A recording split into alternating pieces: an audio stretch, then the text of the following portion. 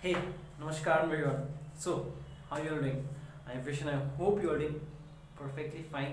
Just be safe and be joyful. Okay, just be safe for the timing. Okay, चलिए शुरू करते हैं. What we are studying? हम लोग क्लास 12 का फिजिक्स पढ़ रहे थे. हम लोग यूनिट 1 में है electrostatics, chapter 1 electric charges and field. और ये है हम लोग का आज का होगा लेक्चर 3. प्रीवियस लेक्चर 2 में हम लोग ने पढ़ा था Coulomb's law in scalar form. और कूलम्स लॉ क्या बोलता है कि the force is directly proportional to the product of the charges and inversely proportional to the square of the separation between them. और जब प्रोपोर्शनलिटी साइन आएगा तो ये एक कांस्टेंट आता है, इसको बोलते हैं प्रोपोर्शनलिटी कांस्टेंट. और ये कांस्टेंट के दो फैक्टर्स पर डिपेंड करता है. क्या था वो फैक्टर्स? पहला था, thank you, system of unit, और दूसरा है मीडियम पर, नेचर ऑफ द मीडियम. ठीक है. और एसआई यूनिट में, इन एसआई यूनिट हम लोग देखे थे के का वैल्यू हो जाता है 1/4 पाई एप्सिलॉन, जहां पे एप्सिलॉन को बोलते हैं absolute permittivity of that medium. यह है for any medium, for any medium. और अगर हम वैक्यूम का बात करें, फॉर वैक्यूम, तो के बन जाता है 1/4 पाई एप्सिलॉन नॉट, जहां पर एप्सिलॉन नॉट को बोलते हैं absolute permittivity of the vacuum या फिर फ्री स्पेस. ठीक है. See you have to understand the difference. अगर कोई भी मीडियम का बात हो रहा है तो हम लोग सिर्फ एप्सिलॉन लिखते हैं, पर अगर एक वैक्यूम का बात हो रहा है तो हम लोग एप्सिलॉन नॉट लिखते हैं. एप्सिलॉन होता है absolute permittivity of that medium, और एप्सिलॉन नॉट होता है absolute permittivity of free space या फिर वैक्यूम. और यहां से हम लोग लास्ट ये भी देखे थे कि अगर हम एक नया क्वांटिटी डिफाइन कर सकते हैं, इसको बोलते हैं relative permittivity of the medium, which is defined as absolute permittivity of the medium by J. और फाइनली एक और डेफिनेशन आ जाता है मेरा, ये होता है force in vacuum by force in that medium. Clear है. और फिर और भी बहुत कुछ पढ़े थे हम लोग कि एप्सिलॉन का वैल्यू होता है 8.854 × 10⁻12. 1/4 पाई एप्सिलॉन का वैल्यू होता है 9 × 10⁻9 यूनिट जो होगा. ठीक है. देखो ये सब चीज लिखने का जरूरत नहीं है, पर रिवीजन देना बहुत जरूरी है. इसलिए पहला 3-4 मिनट वीडियो का हम रिवीजन करा रहे हैं. ये सब लिखना जरूरी नहीं है, ये सब ऑलरेडी आप लिख चुके हो प्रीवियस नोट्स में. ठीक है. ये था. और फिर यहाँ पे how to find the direction of coulombic force. इसके लिए आपको 2 पॉइंट ध्यान रखना पड़ेगा कि जो कूलम्बिक फोर्स है वो एक सेंट्रल फोर्स है. It acts along the line joining the centres. And और सेकेंड पॉइंट कि अगर लाइक चार्जेस है तो वो रिपेल करेगा, अनलाइक चार्जेस अट्रैक्ट करेगा. तो सेंटर के अलोंग होगा इनवर्ड, नहीं तो आउटवर्ड. और फाइनली हम लोगों ने देखा था प्रिंसिपल ऑफ सुपरपोजिशन क्या है, कि अगर मेरे पास 2 पॉइंट चार्जेस से ज्यादा पॉइंट चार्ज है तो उस केस में नेट फोर्स कैसे निकालेंगे, वो हम लोग देख रहे पेंसिपल ऑफ सुपरपोजिशन का हेल्प से. ओके. ये था प्रीवियसली. और आज लेक्चर 3 में हम लोग क्या करेंगे, हम लोग कुछ गिना चुना थोड़ा बहुत न्यूमेरिकल्स करेंगे, ताकि इस टॉपिक्स के ऊपर लेक्चर 2 के ऊपर हम लोग कुछ न्यूमेरिकल्स करेंगे, ताकि हम लोग का अंडरस्टैंडिंग और क्लियर हो जाए. ठीक है. चलिए स्टार्ट करते हैं. हम उसको रब करते हैं, हम लोग नेक्स्ट स्लाइड पे मूव करते हैं. फिर से हम रिमाइंड कर दे रहे हैं कि देखिए स्टार्टिंग में जो ये जब समरी बता रहे हैं हम, ये आपको लिखने का जरूरत नहीं है, ये जस्ट रिवीजन कर रहे हैं लोग, ताकि आपको दिमाग में बैठ जाए कि हाँ भैया लास्ट डे ये पढ़ के आए थे हम. ठीक है. चलिए न्यूमेरिकल्स शुरू करते हैं. तो चलिए ये हम लोग का पहला क्वेश्चन है. क्वेश्चन नंबर 1 क्या बोला है, इज इट, क्वेश्चन भी गलती लिख दी, I am sorry. Is it possible to give a body 8 × 10⁻⁻19 coulomb of charge? बात सुनो, पहले आप वीडियो को पॉज करो, क्वेश्चन लिख लो, फिर आंसर हम लोग साथ में कर लेंगे. ठीक है. अगर आपको आता है तो एक बार ट्राई करो. ठीक है. First you pause the video, write down the questions, then you try it on your own, if you succeed thumbs up, else will do it together. Clear है? चलो आ जाओ भैया। ये क्वेश्चन बहुत सिंपल सा है और बोला ये गया है कि ये अगर एक बॉडी है मेरे पास, ठीक है, तो क्या इसको चार्ज Q दिया जा सकता है जहां पर Q का वैल्यू है 8 into 10 to the power minus 19 coulomb. अगर हम इसको चार्ज देना चाहते हैं इतना अमाउंट, तो क्या ये पॉसिबल है करना? ठीक है, चलिए देखते हैं। देखिए ये जो क्वेश्चन है ये बेस्ड है क्वांटाइजेशन ऑफ चार्ज पर, कि जो चार्ज है is always charge on a given body is always an integral multiple of electronic charge, जहां पे n मेरा हमेशा इंटीजर आएगा, पॉजिटिव नेगेटिव कुछ भी आ सकता है। तो उस केस में चलिए यही देखते हैं हम।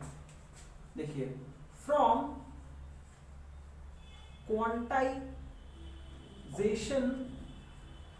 ऐसे ऑफ चार्ज हम लोग क्या पता है, Q must be equals to NE, ठीक है, जहां पर E है fundamental electronic of charge. E का वैल्यू कितना होता है 1.6 into 10 to the power minus 19 coulomb. ठीक है, देखो आपको Q पता है कि बॉडी पे चार्ज कितना है, E पता है इलेक्ट्रॉनिक चार्ज है, आप यहां से N निकाल सकते हो, which implies N का वैल्यू कितना हो जाएगा, capital Q by small e, बस वैल्यू पुट कर दो, कितना हो जाएगा 8 into 10 to the power minus 19 divided by 1.6 into 10 to the power minus 19, ये 19 कैंसिल हुआ तो ये हो जाएगा 80 by 16 which is equals to, ये कैंसिल हो जाएगा 5 टाइम्स 5।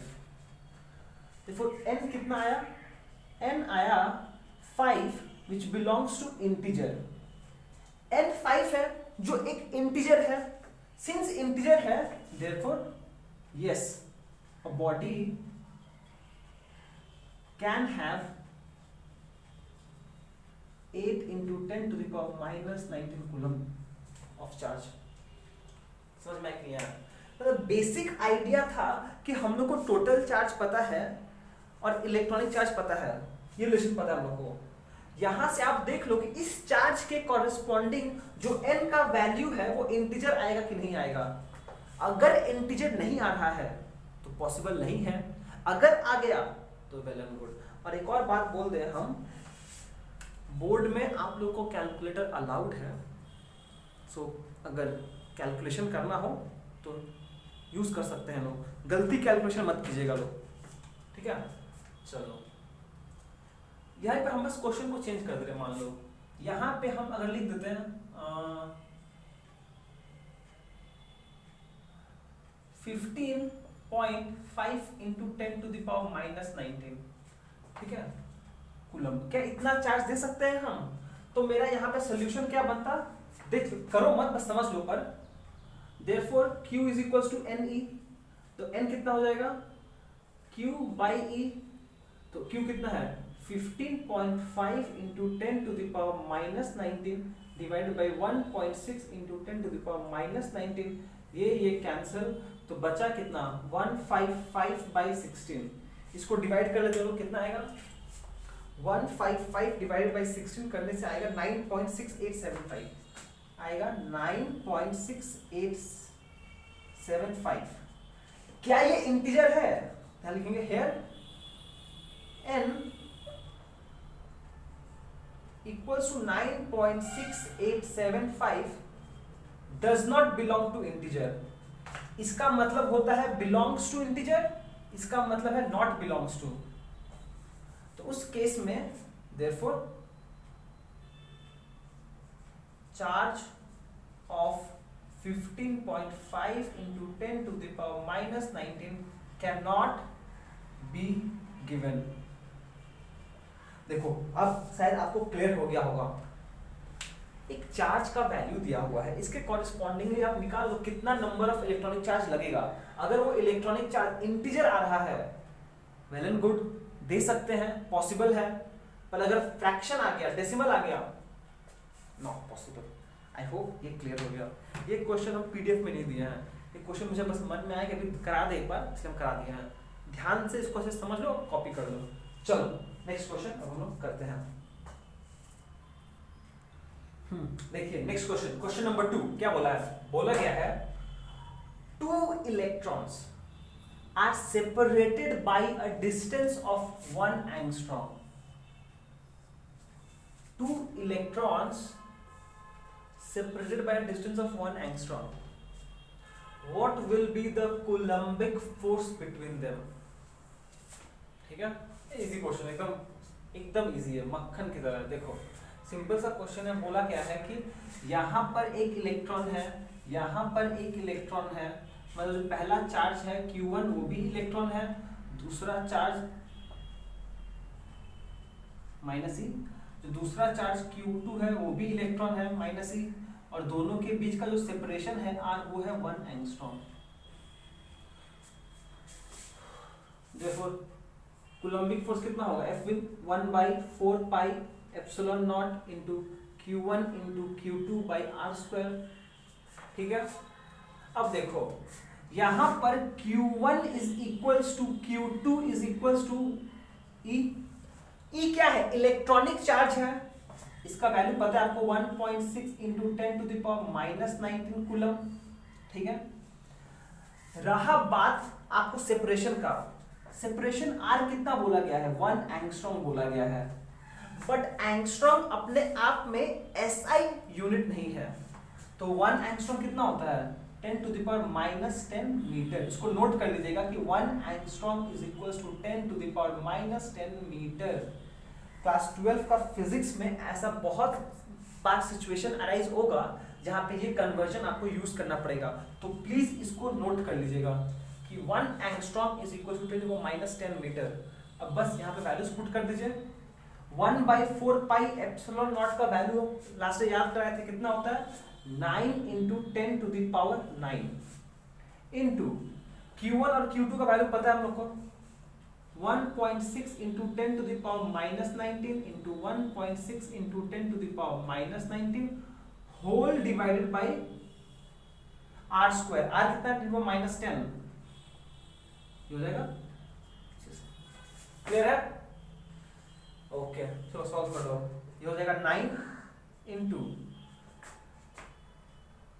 ये 10⁹ है, ये -19 है, जब कैंसिल करेंगे तो यहाँ आ जाएगा 10⁻−10, तो ऊपर हो जाएगा 9 इंटू 1.6 इंटू 1.6 करने से 16 का 256, 2.56 इंटू 10⁻⁻29 होल डिवाइडेड बाई ये पावर है तो जाएगा 10⁻⁻20। ठीक ठीक, तो फाइनली ये हो जाएगा 9 इंटू 2.56 इंटू ये -20 -29 तो जाएगा -9 इंटू 10⁻⁻9। अब इसको सॉल्व करो, आपका ऑलरेडी कैलकुलेटर है, आप यहाँ भी कैलकुलेटर यूज कर सकते थे, जो फाइनल आंसर आएगा वो हम ऑलरेडी लिख के रखे हैं वहां पर, अप्रोक्सीमेटली 2.3 इंटू 10⁻⁻8 न्यूटन के आसपास आएगा आंसर। मतलब कि जो क्वेश्चन था, क्वेश्चन में कुछ भी नहीं करना था, बस ये वाला फॉर्मूला में आपको Q1 Q2 R² और 1/4 पाई एप्सिलॉन का वैल्यू पुट करके कैलकुलेट करना था। बस इस बात का ध्यान रखना था कि आपको ये 1 एंगस्ट्रॉम को मीटर में कन्वर्ट करना पड़ेगा। सिंपल क्वेश्चन था, ट्राई करो हो जाएगा। हम लोग नेक्स्ट क्वेश्चन पे मूव करते हैं। So next question, question number 3 क्या बोला है, when each of the 2 point charges are doubled, note कीजिएगा, when each of the point 2 charges are doubled, मतलब उसका मैग्नीट्यूड को डबल कर दिया गया है, and their separation is halved, इसको नोट कीजिएगा, then the new force between them becomes कितना।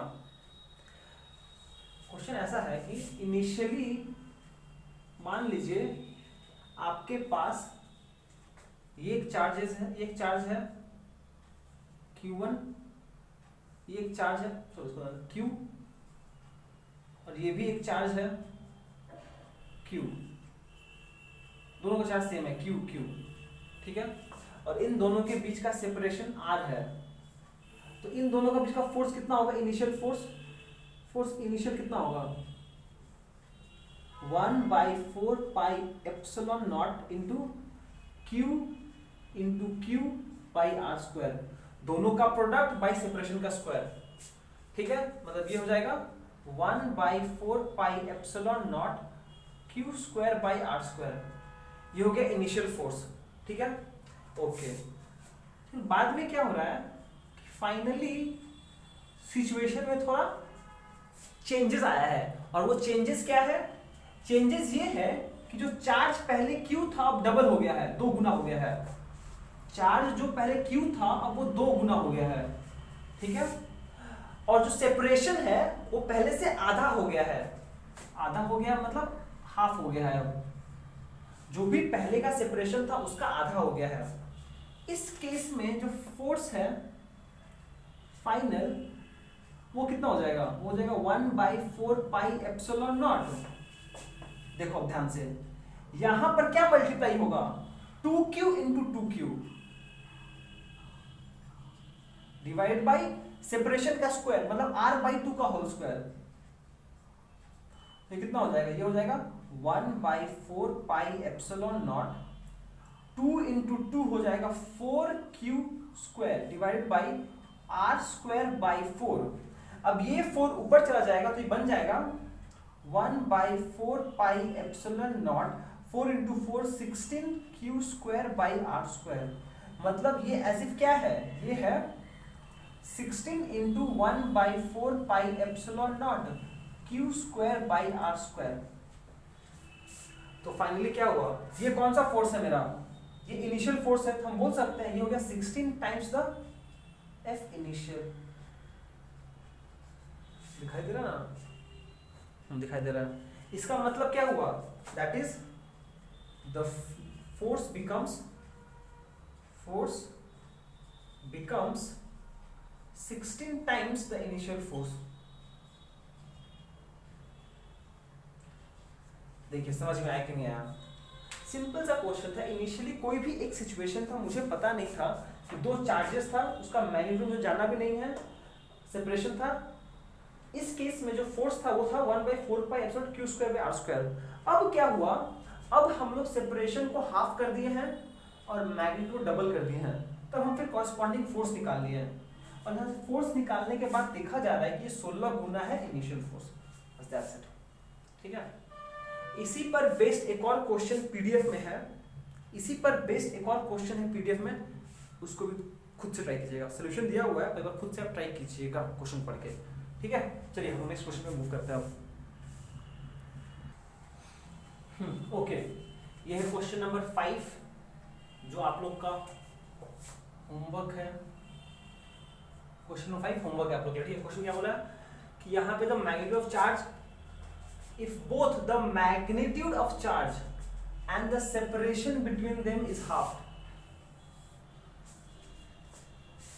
इनिशियल चार्ज Q था तो चार्ज हो गया Q/2 डिवाइड हो गया, हाफ हो गया, एंड सेपरेशन भी हाफ हो गया। उस केस में फोर्स क्या होगा वो पूछना है, ठीक है। ये प्लीज आप ट्राई कीजिएगा खुद से। हम क्वेश्चन नंबर 6 करा रहे हैं, ठीक है। ये क्वेश्चन देखो, वीडियो पॉज करके ये क्वेश्चन कॉपी करके सॉल्व करके खत्म कर दो, ठीक है। चलिए इस पे मूव करते हैं। क्वेश्चन नंबर 6 पे क्या बोला है, the charges on 2 sphere are +7 microcoulomb and -5 microcoulomb and they experience a force F, और दोनों के बीच में जो फोर्स है वो F है। If each of them is given a charge of -2 microcoulomb, अगर -2 माइक्रोकूलम चार्ज दोनों को दिया गया बाद में, then what will be the new force. Solution कुछ ऐसा बनेगा इसका, क्या है, इनिशियली है क्या कि यहां पर एक चार्ज Q1 है जिसका वैल्यू है +7 माइक्रोकूलम, यहां पर एक दूसरा चार्ज है Q2 जिसका वैल्यू है -5 माइक्रोकूलम, ठीक है। हम इसको माइक्रोकूलम में ही रहने दे रहे हैं।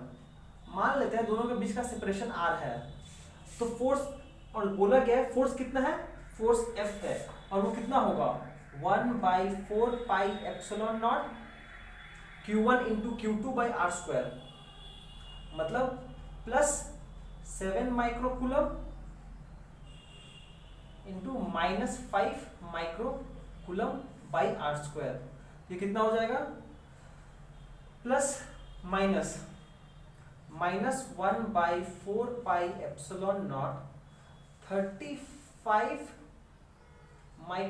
35 रखते हैं बाद बाई आर स्क्वायर। ठीक है, दो चार्जेस इसका वैल्यू दिया हुआ है, दोनों को बीच में कूलम्बिक फोर्स कितना होगा? माइक्रोकूलम, इसको माइक्रोकूलम में ही रहने दे रहे हैं, कोई प्रॉब्लम नहीं लगे। ये हो गया, ये वैल्यू आएगा 7 5 35 विद नेगेटिव साइन। अब क्या बोला गया है कि इन दोनों चार्जेस को -2 माइक्रोकूलम दिया गया है। मतलब फाइनली क्या हो जाएगा कि यहां पर जो चार्ज था Q1, उसका इनिशियल चार्ज कितना था? +7 माइक्रोकूलम। इसको कितना दिया गया? -2 माइक्रोकूलम। कितना हो जाएगा? 7 -2 5 माइक्रोकूलम। दिमाग का घंटी बजा, दिमाग का घंटी बजा ना। प्लस माइनस माइनस हो जाएगा, एल्जेब्रिक एडिशन है, क्योंकि charge is a scalar quantity. And similarly यहाँ जो दूसरा चार्ज Q2 था वो था इनिशियली -5। -5 माइक्रोकूलम में जब -2 ऐड करेंगे तो कितना हो जाएगा भैया? -7 माइक्रोकूलम। और इन दोनों के बीच का सेपरेशन सेम रखा गया है, सेपरेशन चेंज नहीं हुआ है। तो अब जो फोर्स हो जाएगा फाइनल, वो कितना हो जाएगा? 1/4πε0 Q1 into Q2 by R square. तो हो जाएगा 5 microcoulomb into -7 microcoulomb divided by R square. तो अभी भी कितना आ जाएगा? Plus minus minus 1/4πε0 35 by R square. यहाँ भी ये माइक्रोकूलम में है, यहाँ भी माइक्रोकूलम में है, कोई प्रॉब्लम नहीं है। देखिए ये सेम है इनिशियल फोर्स जैसा। That is the new force is same as the initial force. देखिए समझ में आया कि नहीं आया? इसी समझ में आ रहा ना? अच्छा, एक और क्वेश्चन अगर पूछ ले, इन दोनों के बीच में फोर्स अट्रैक्टिव है कि रिपल्सिव है? देखो ये पॉजिटिव है, ये नेगेटिव है, मतलब अनलाइक चार्जेस है तो अट्रैक्शन होगा। इनिशियल फोर्स, ये फोर्स ऑफ अट्रैक्शन है। ठीक है, आई होप आपको समझ में आया। कुछ तो समझ में आया, नहीं आया तो वीडियो है, फिर से रिप्ले करके देख लो। चलो नेक्स्ट क्वेश्चन करते हैं। चलिए नेक्स्ट क्वेश्चन करते हैं। क्वेश्चन नंबर 7 क्या बोला है? ये क्वेश्चन प्रिंसिपल ऑफ सुपरपोजिशन पे बेस्ड है, और इसके बाद वाला भी जो 2 क्वेश्चन है प्रिंसिपल ऑफ सुपरपोजिशन पे बेस्ड है। तो प्लीज ध्यान से दीजिएगा, और ये क्वेश्चन थोड़ा ज़्यादा इंपॉर्टेंट है, आप लोग का एनसीईआरटी बुक में भी है ये क्वेश्चन। ठीक है, ओके ठीक है। बोला है consider 3 equal charges of charge Q, 3 equal charges of magnitude Q placed at the 3 vertices of an equilateral triangle. Please note कीजिएगा वर्ड को, equilateral triangle of side A दे दिया है, कोई बात नहीं है। What is the force on charge Q placed at the centroid of the triangle? Placed at the centroid of the triangle. चलिए solution करते हैं इसका। देखिए इस सिचुएशन का pictorial representation, the pictorial representation of the problem. चलिए बनाते रहो। ये मेरे पास एक इक्विलैटरल ट्रायंगल हो गया, यहाँ पे सारा साइड्स इक्वल है, सारा साइड्स का लेंथ ए है, ए है, ए है। ये 3 वर्टिसेस हो गया, हर एक इसको नाम देते हैं ए बी सी। हर एक वर्टिसेस पे चार्जेस रखा गया है क्यू क्यू क्यू। इन तीनों वर्टिसेस पे चार्ज क्यू रखा गया है, ठीक है। अब बोला गया है एट द सेम टाइम कि अगर इसका सेंट्रॉइड बनाया जाए, इसका सेंट्रॉइड बनाया जाए, पता है सेंट्रॉइड मतलब क्या होता है? सेंट्रॉइड मतलब होता है point of intersection of the medians. अगर ये उसका सेंट्रॉइड है O, if O is the centroid, इसका मतलब ये हुआ कि distance of the centroid from the vertex सारा बराबर होगा। ये भी R होगा, ये भी R होगा, ये भी R होगा। देखिए सेंट्रॉइड का मतलब है सेंटर ऑफ द ट्रायंगल।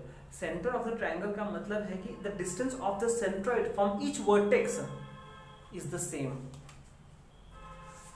अच्छा पहली बात हम क्लियर करते हैं।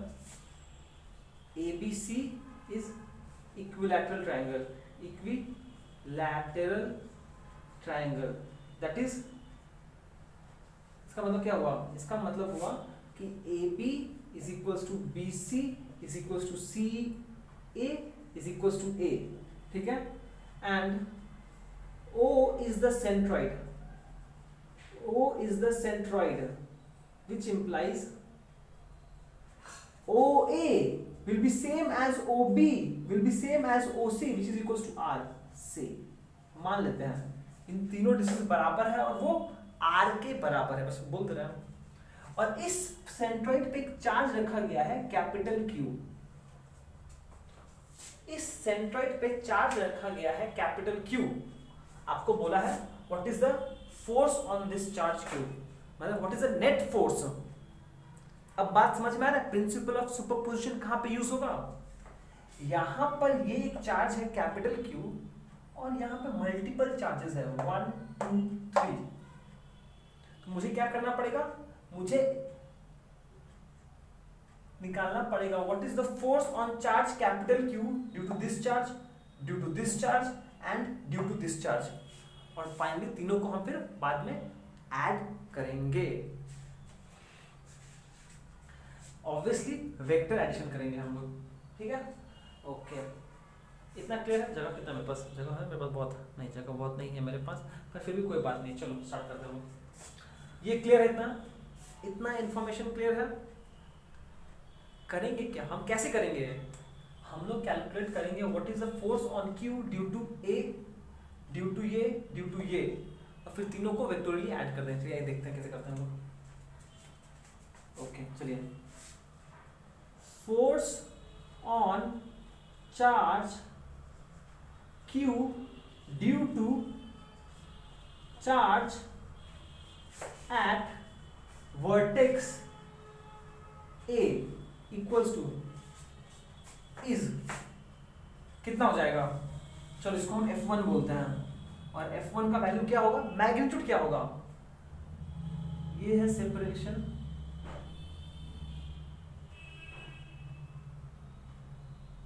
ये ठीक है, ध्यान सुनिएगा। हो जाएगा 1/4 pi epsilon not magnitude of the two charges Q into capital Q by separation between them R², है ना? क्योंकि यहाँ पे सेपरेशन R है, ठीक है। ये तो हो गया मैग्नीट्यूड का बात, बट डायरेक्शन क्या होगा? क्योंकि फोर्स एक वेक्टर क्वांटिटी है, उसका डायरेक्शन भी होगा। तो सिंस ये पॉजिटिव है, ये पॉजिटिव है, तो ये इसको क्या करेगा? रिपेल करेगा। जब रिपेल करेगा तो फोर्स का डायरेक्शन ये हो जाएगा, ये हो जाएगा F1। समझ में आया? मैग्नीट्यूड यहां लिख दिया हम, डायरेक्शन यहां दिखा दिया, ठीक है। ठीक है चलिए, similarly force on charge Q due to charge at vertex B is कितना होगा? इसको हम F2 नाम देते हैं। ओके, चार्ज एट B ये है, दोनों का मैग्नीट्यूड सेम है, सेपरेशन सेम है, तो फोर्स भी सेम होगा 1/4 pi epsilon naught Q into capital Q by R²। पर डायरेक्शन क्या होगा? ये पॉजिटिव, ये रिपेल करेगा इसको, तो वो इस तरफ नहीं होगा, ये हो गया F2। इसको the force has to act along the line joining the centers, तो इस लाइन पे ही एक्ट करेगा। सिंस ये पॉजिटिव पॉजिटिव इसको रिपेल करेगा, इस तरफ जाएगा, अगर नेगेटिव होता तो इस तरफ खींचता। Simple. Force on charge Q due to charge at vertex C is, इसको F3 नाम दे रहे हैं। देखो भैया इसके वजह से यहाँ पर है, इसी लाइन का एक्ट करेगा, पर ये पॉजिटिव है, ये पॉजिटिव, इसको रिपेल करेगा, इस तरफ नहीं जाएगा। ठीक है, तो ये हो जाएगा 1/4 pi epsilon not, 1/4 pi epsilon naught Q capital Q by R square. क्या इसका समझ में आया? क्लियर है ना? अब देखो, and please note that F1 is equals to F2 is equals to F3 which is equals to F से मान लेते हैं। देखो तीनों फोर्सेस बराबर है, तीनों फोर्सेस बराबर है और वो F के बराबर है, मान ले रहे हैं। इतना क्लियर है कि नहीं है? देखो ये चार्ज Q पर तीन फोर्सेस एक्ट करेगा, तीनों एक इस तरफ, एक इस तरफ, एक इस तरफ, हाँ या ना? ठीक है, और ये तीनों फोर्सेस बराबर है F के, हम इस तीनों को F लिख दे रहे हैं, इस तीनों को हम F लिख दिया। ठीक है, इतना क्लियर है? ठीक है, ओके। अब प्लीज ध्यान देना, अब हम कुछ मिटा दे क्या, जगह तो है बस। ठीक है, अब हम लोग थोड़ा बहुत ज्योमेट्री से खेलते हैं, हम लोग, प्लीज ध्यान देना। देखो ये दो वेक्टर इस तरफ है, ये दो वेक्टर इस तरफ है और ये वेक्टर इस तरफ है। ठीक है,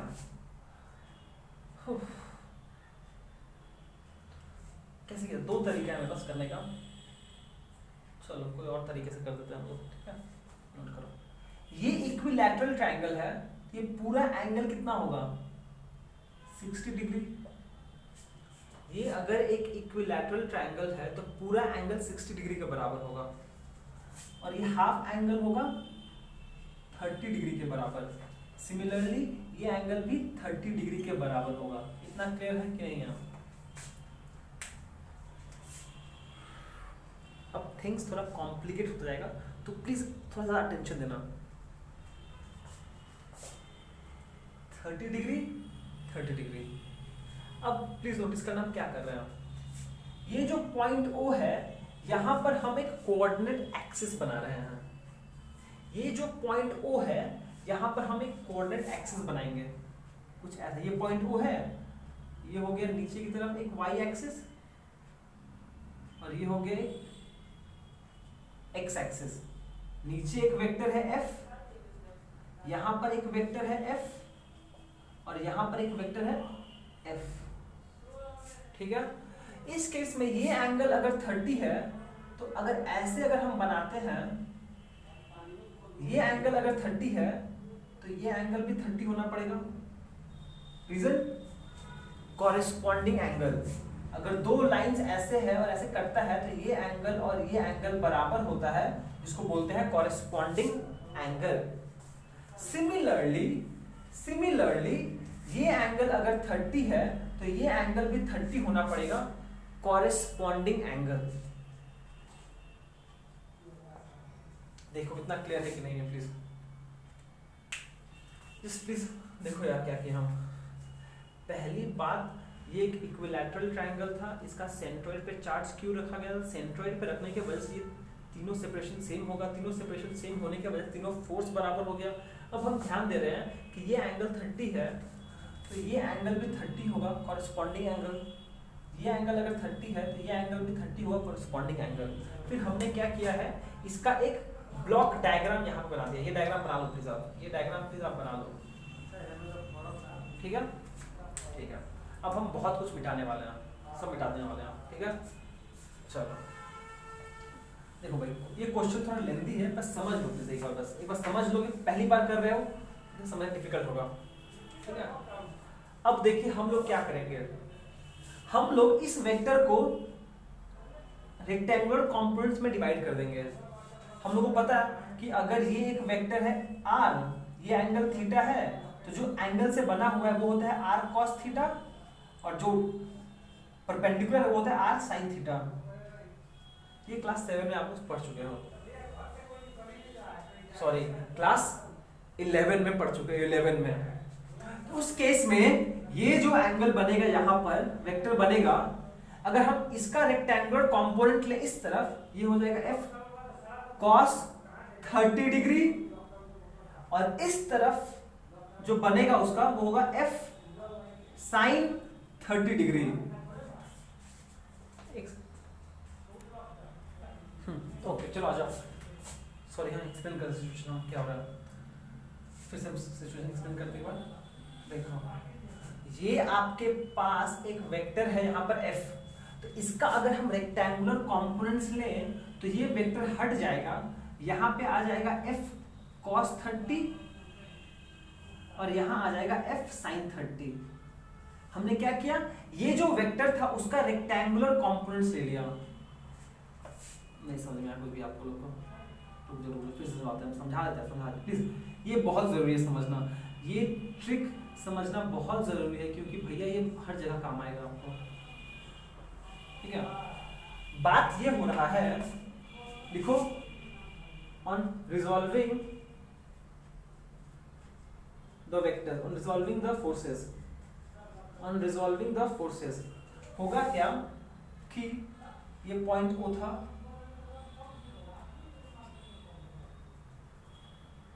ये हो गया, यहां तक फोर्स वेक्टर F है। अब ध्यान दीजिएगा, ये फोर्स F वेक्टर इसके साथ एंगल 30 डिग्री बनाया है, ये मतलब ये वाला बेस कंपोनेंट है उसका, तो यहां पर एक फोर्स आ जाएगा F cos 30 डिग्री, और यहां पर एक फोर्स आ जाएगा F sin 30 डिग्री, और ये वाला वेक्टर हट जाएगा यहां से, ठीक है। सिमिलरली ये वाला जो फोर्स है ये एंगल 30 डिग्री बना रहा है इसके साथ, जब इसका हम रेक्टेंगुलर कंपोनेंट्स लेंगे तो ये एक इस तरफ आएगा, एक इस तरफ आएगा, और ये वाला गैप हो जाएगा, यहाँ पे आ जाएगा f cos 30 डिग्री, और यहाँ पे फिर से एक और वेक्टर आ जाएगा f sin 30 डिग्री। क्या क्लियर है? ओके, तो इस तरफ मेरे पास दो वेक्टर्स हैं f sin 30, f sin 30, और हम लोग लास्ट डे ही डिस्कस किए थे कि अगर दो वेक्टर्स सेम डायरेक्शन में है तो दोनों का अलजेब्रिक एडिशन हो जाएगा। तो इस तरफ कितना आ जाएगा,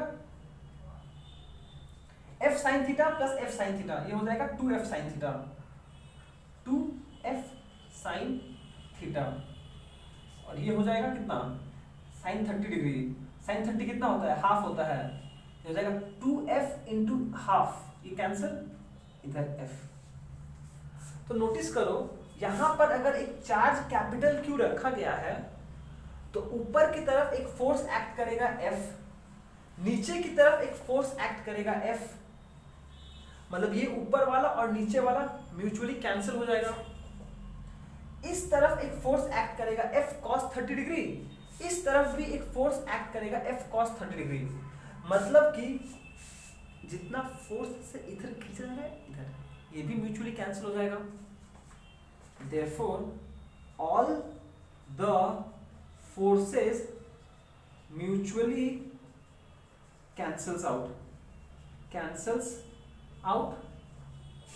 and the net force on Q is 0.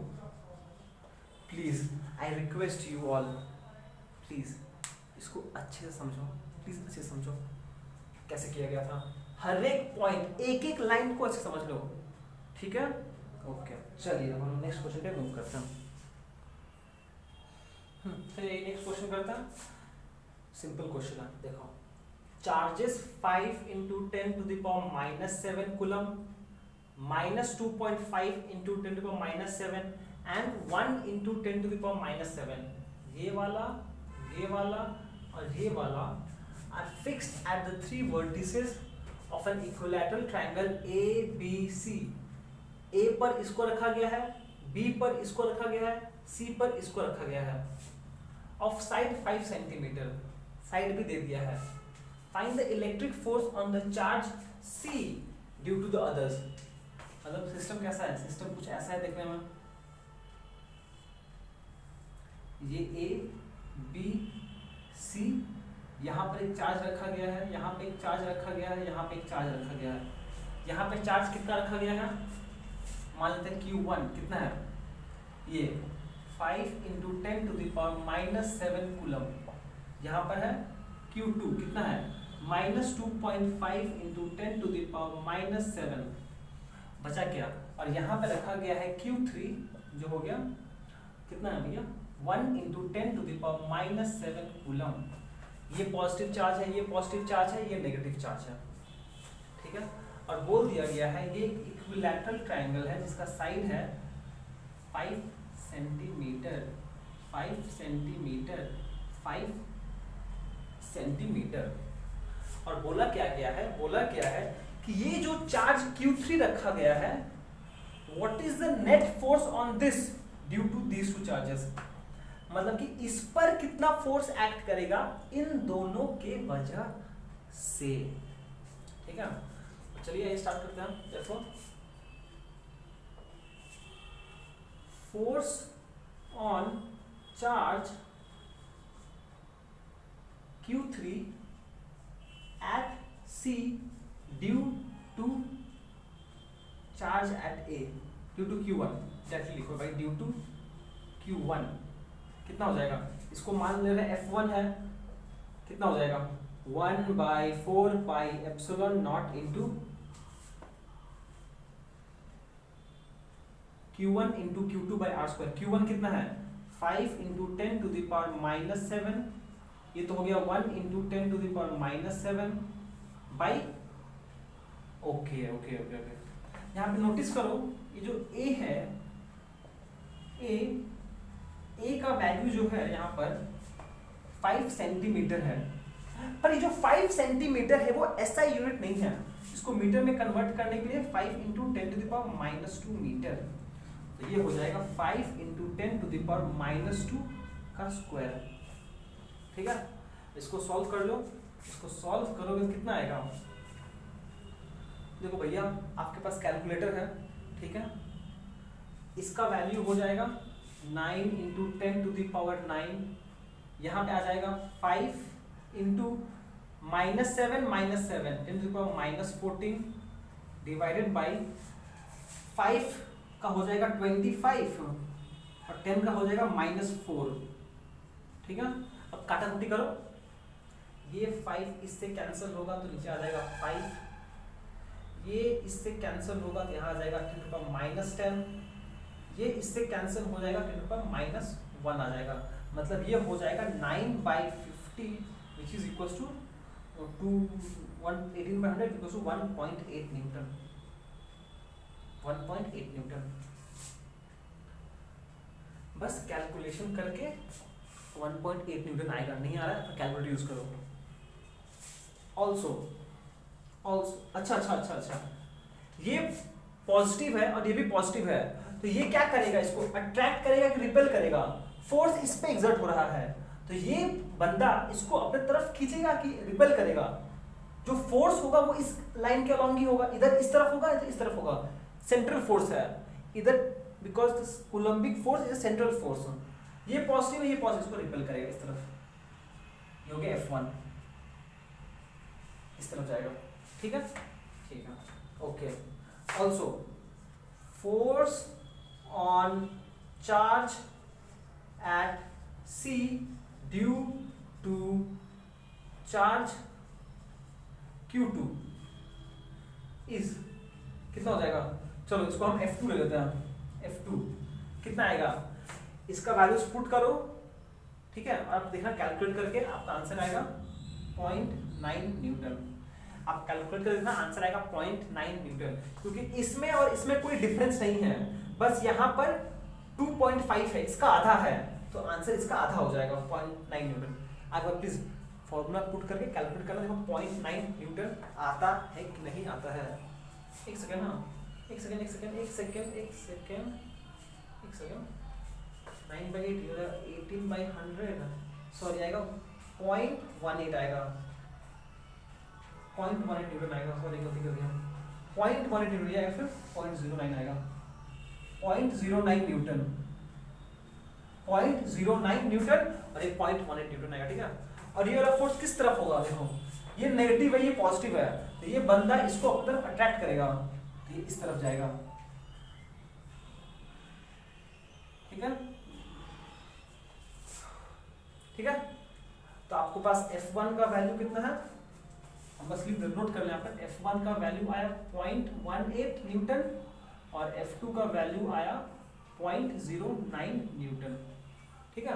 अब नोटिस करो एक चीज प्लीज, अब प्लीज एक चीज नोटिस कीजिए आप लोग कि ये एक इक्विलैटरल ट्रायंगल है, तो इन दोनों के बीच का एंगल कितना होगा, ये एंगल होगा 60 डिग्री, तो ये वाला एंगल कितना होगा 120 डिग्री,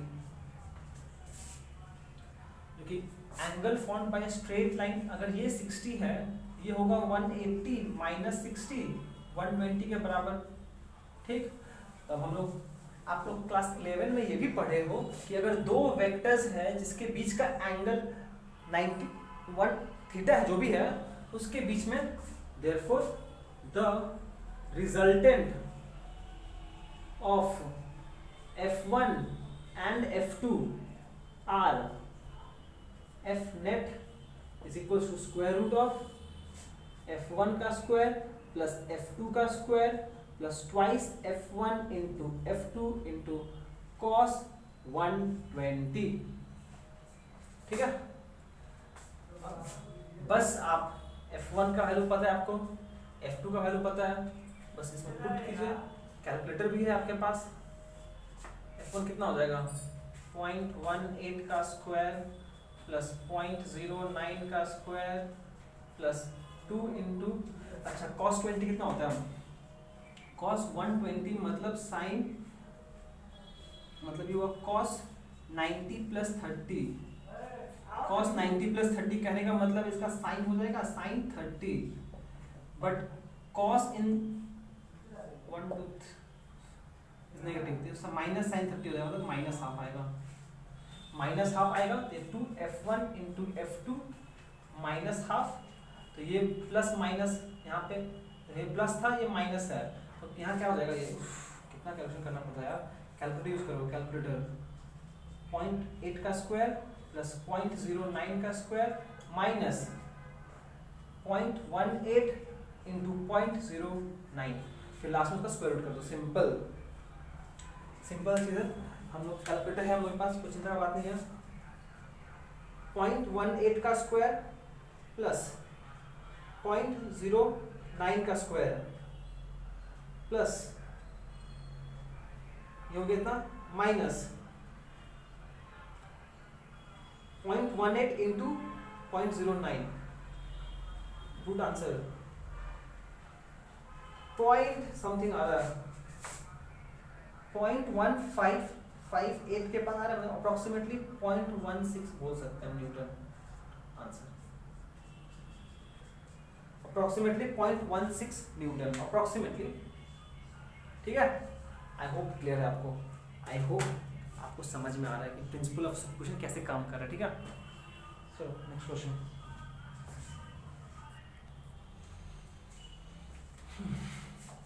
आई होप न्यूमेरिकल समझ में आया, ठीक है। हम बस एक चीज़ फिर से पिन पॉइंट कर देना चाहेंगे आपको, नोट कर लीजिए इसको, क्योंकि आपको न्यूमेरिकल्स करने में आसानी होगा कि if I have two vectors v1 and v2 having angle between them theta, in that case the resultant vector is equals to square root of v1 square plus v2 का square, v1 का square plus v2 का square plus twice v1 into v2 into cosine of the angle between them। ये होता है resultant vector का formula, जहाँ पे theta है angle between the two vectors, ठीक है।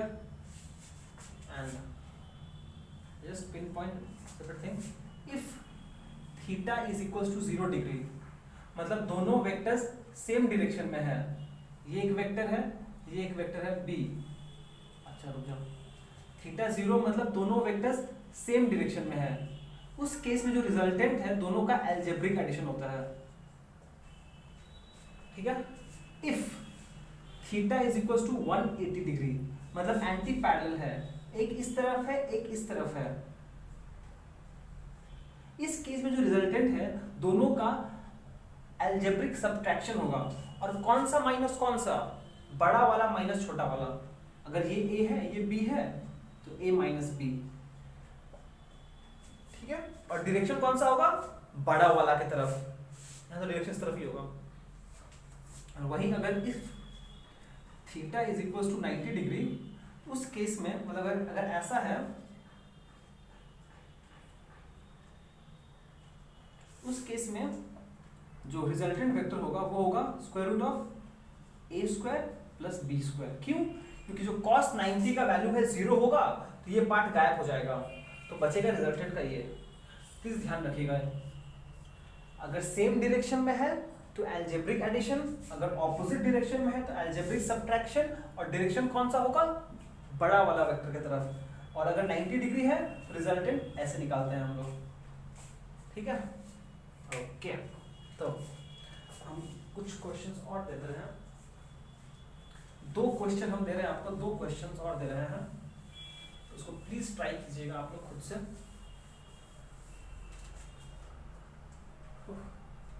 होमवर्क प्लीज खुद से ट्राई कीजिएगा एक बार। ये मान लो आपके पास एक स्क्वायर है, सारा साइज इक्वल है, ए ए ए ए, ये वर्टिसेस है ए बी सी डी, ठीक है। इन वर्टिसेस पे यहाँ पे चार्ज Q है, यहाँ पे चार्ज Q है, यहाँ पे चार्ज Q है, और इस वर्टेक्स D पर यहाँ पे चार्ज कैपिटल Q है, ठीक है। तो बोला गया है what will be the net force on capital Q, यहाँ पर ये क्वेश्चन है, ठीक है। ए क्लियर है, क्लियर है। और एक और क्वेश्चन हम दे रहे हैं सिंपल,